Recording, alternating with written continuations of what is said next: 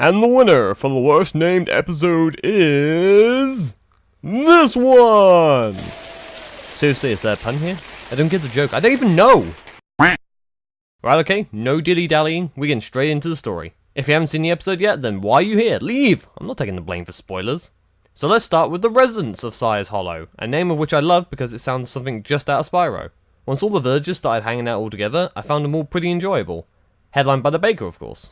For it on your own. Best new character though, and star of the episode has to go to Stella. First off, I'd like to compliment her design. Especially considering how I've always felt that Sunburst looked a little off. Maybe this is intentional, because he's a bit of an awkward nerd. But nevertheless, she pulls off the look quite well. I guess you could call her a methodized personality too. Her soccer mum-esque portrayal felt quite realistic, and her view of her son felt way more natural than, say, Starlight and Papa, which almost entirely consisted of him being a history buff and calling Starlight weird names. I mean, I had some highlights, like the bedroom bit. You can stay in your old room, Punky Wonk. It's just like you left it.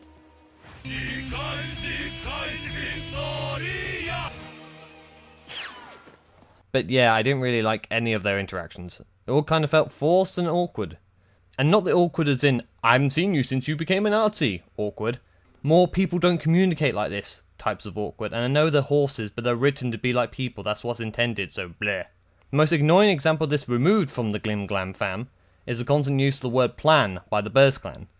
Could you not say organise your life, for example? Human beings don't say by always coming up with plans, they say something on the lines of by always trying to tell me how to run my life. We aren't 5, we don't need buzzwords to... oh. Wait. But even 5-year-olds don't need to hear the word plan this many times to register what's going on. Plans, plan. Plans, big plans. Plan, plans, plans for that.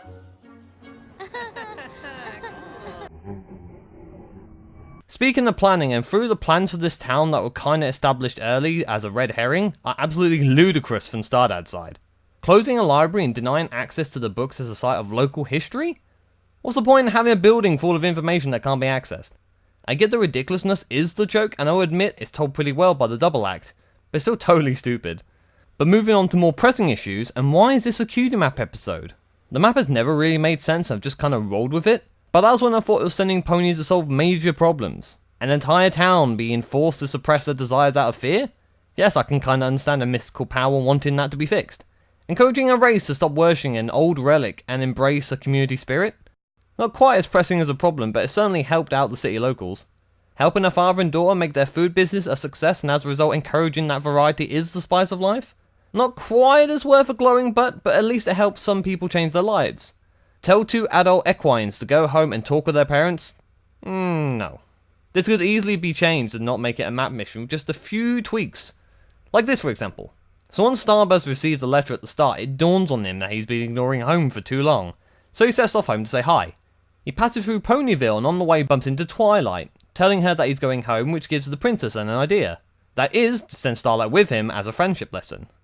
And Starlight is a little confused all this, because she's already on good terms with Sunburst, but it goes anyway. Once they arrive at the village, they both have a bad time trying to get their parents to stop babying them, but lie to one another to fill that awkward lying cliche, as Starlight increasingly ponders why she's even here. Eventually, it plays out somewhat the same, with them lashing out at their parents and making it up with them, and then realising the problem was her friendship with her dad. Whilst if I put more than 2 minutes thought into this, I could prove it more so, and you could argue that Twilight's friendship lessons is a cheap way into an episode, but it's infinitely better than a table telling you how to run your kingdom! Sorry, I kinda got on a roll there. But on the positive, that gate montage is pretty funny. Awesome! Awesome! And I'm awesome! Awesome!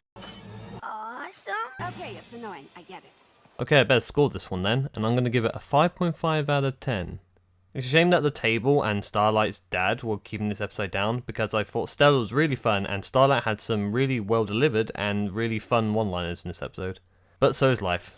Cue the doors, and I'm going to put this one just ahead of Fake It Till You Make It. On the tiebreaker of I chuckled at this one more while editing than I did the other one. And that's all I've got for you today. I hope you enjoyed it. I hope you enjoyed the episode. Don't be afraid to talk about it here or anywhere. And until next time, adios.